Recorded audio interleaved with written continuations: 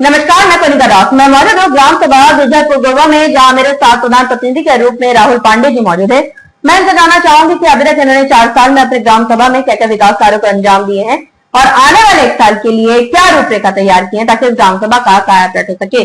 राहुल जी, आपका हमारे चैनल में बहुत बहुत स्वागत है। बहुत बहुत धन्यवाद madam. Thank you so much. आपने अभी तक 4 साल में अपने ग्राम सभा में क्या क्या विकास कार्य किया? मैडम, जो सरकार की मंशा है हमारी सेंट्रल गवर्नमेंट की और राज्य सरकार की, उस मंशा के अनुकूल मैं गांव के विकास के लिए जो उनका बजट है, जो ग्राम पंचायतों को बजट दिया जाता है सेंट्रल गवर्नमेंट और राज्य सरकार के द्वारा, उस बजट को मैं बखूबी गांव सभा में लगाने का प्रयास और गांव के विकास के लिए मैं निरंतर प्रयास करता रहता हूं और गुणवत्तापूर्ण काम करता हूं।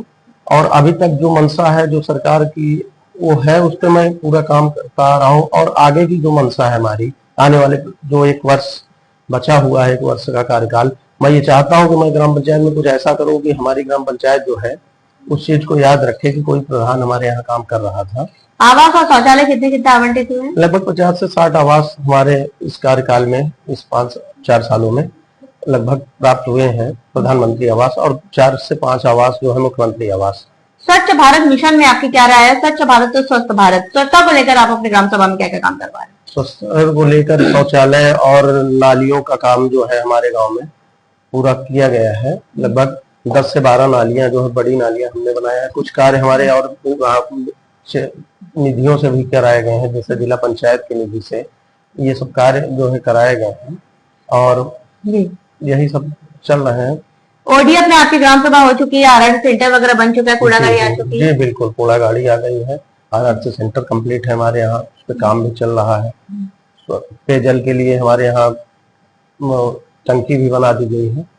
आपके ग्राम सभा में जो सर्वे हुआ, बहुत जनता से मुखातिब हुए, जिनका कहना था कि कुछ जगह जैसे नाली की समस्या है, जल निकासी न होने के कारण नालियों में जल भरा है जिससे मच्छरों का प्रकोप है, इसका निवारण आप कब तक करवा रहे हैं? उसकी समस्या मैडम इसलिए है कि वहाँ थोड़ा सा जगह की समस्या आ रही है, नाली बनने में वहाँ जगह नहीं मिल पा रही है, क्योंकि ऑलरेडी वहाँ रास्ता बना है, रास्ता भी सकरा है, कहीं कोई कुछ जगह समस्या है, बाकी जगह ऐसी कोई समस्या नहीं है। हमारे यहाँ नाली भी बनी है, नाले भी निकलने के लिए हमने पक्के बनवा दिए हैं, उस सब चीजों के लिए और समस्या नहीं है। लेकिन कुछ जगह ऐसी समस्या है, कुछ बस्तियों में है ये चीज की समस्या, उसके लिए भी मैं निस्तारण के लिए लगा हूँ। वहाँ रास्ता जगह जो है किसी तरीके से मैनेज करके नाली बनाने के लिए, नहीं होगा तो रास्ते के बीच से नाली का निर्माण किया जाएगा।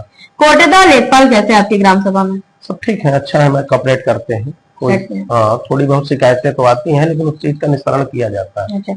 सरकार की 19 बिंदुओं पर मैं बात करूं तो 19 बिंदुओं पर कितने आपके काम हो चुके हैं? जैसे विद्यालयों का कायाकल्प है, सचिवालय का निर्माण है, आंगनबाड़ी केंद्र है, कितने काम? मैडम, पिछले 5 सालों में जो पिछला कार्यकाल था प्रधान का, उस कार्यकाल में ज्यादा काम विद्यालय का ही हुआ था, तो इसलिए इस 4 सालों में मैं थोड़ा विद्यालय का काम स्लो करके ग्राम पंचायत का काम ज्यादा बढ़ाया हूँ, क्योंकि ग्राम पंचायत में हमारे पिछले 5 सालों में विकास का काम बहुत कम हुआ था। तो बहुत सारी जगह रास्तों की समस्या, नाली की समस्या और मूल रूप से जो समस्याएं होती हैं वो बनी थी, तो उसको मैं दूर करने के लिए इस बार बहुत प्रयास किया हूँ। और इस कार्यकाल में आप समझिए सेंट्रल का पैसा और राज्य सरकार का दोनों लोगों का बजट मिला के मैं 1800 मीटर का और मनरेगा के साथ साथ 1800 मीटर का इंटरलॉकिंग कार्य कराया हूँ अपने ग्राम। स्वास्थ्य की मैं बात करूँ तो हमारे उप मुख्यमंत्री ब्रजेश पाठक भी स्वास्थ्य मंत्री है, स्वास्थ्य के प्रति काफी जागरूक भी है, तो स्वास्थ्य को लेकर आपने क्या क्या रूपरेखा तैयार की? मैडम, मैं ये चाहता हूँ कि हमारे यहाँ स्वास्थ्य सेंटर दिया जाए, तो उसके लिए मेरे पास भूमि उपलब्ध है, अगर हो सके तो ये चीजें अगर वहां तक हमारी बात पहुंचे तो पहुंच रही है आपकी बात। जी, स्वास्थ्य सेंटर एक बनाया जाए हमारे गांव में, और एक डॉक्टर जो है नियुक्त किए गए जो हमारे गांव के लिए काम कर सके। मैं आपको बताना चाहूंगी, जो जो चीज आपकी ग्राम सभा में नहीं है उसके लिए आप लिखित आवेदन करें, उसकी प्रतिलिपि आप हमें भेजें। अगर यहाँ से काम नहीं होगा तो लखनऊ से आपकी पूरी मदद की जाएगी। जी बिल्कुल मैडम, मैं आपको लिखित दूंगा और विभाग को भी भेजूंगा। अच्छा, ये बताइए, आपके यहाँ पे अगर मैं बात करूँ वृद्धा पेंशन, आयुष्मान कार्ड, वो कितना बन चुके हैं? वृद्धा पेंशन लगभग जो उसका पात्र होता है उसका मैडम बन जाता है, वो सब चीजों पे काम किया जाता है। जी। सरकार से आप किस तरह की मदद चाहते हैं कि आपकी ग्राम सभा का विकास हो सके और आम जनमानस का क्या कहना चाहिए? मैं ये चाहता हूँ कि एक ऐसी कोई टीम हमारे गांव में लग के सर्वे करे और जो चीजें गांव के लिए हितकारी है उस चीज को सरकार द्वारा किया जाए, तो उस पर मैं सहयोग करके काम करने के लिए तैयार हूँ।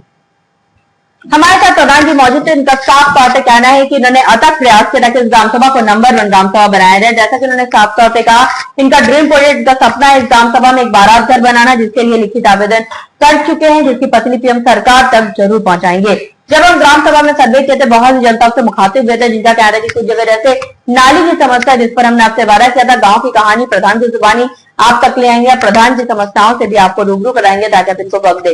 इनके पास अभी भी लगभग 1 साल का वक्त है। जैसे बजट आएगा अपने ग्राम के विकास के लिए प्रधान जी वैसे तत्परता के साथ काम करेंगे और हमें उम्मीद भी है प्रधान जी आप ग्रामवासी की समस्याओं को इसी तरह न केवल सुनेंगे, उसका निवारण भी करेंगे। जी बिल्कुल मैडम, इसीलिए ग्राम पंचायत के लोगों ने हमको चुना है और उनके सपनों को हमें पूरा करना है और ये विकसित गांव, विकसित और स्वस्थ गांव और स्वच्छ गांव बनाना है हमको, हमारी ग्राम सभा को। ये हमारा सपना है और हमारा संकल्प भी है।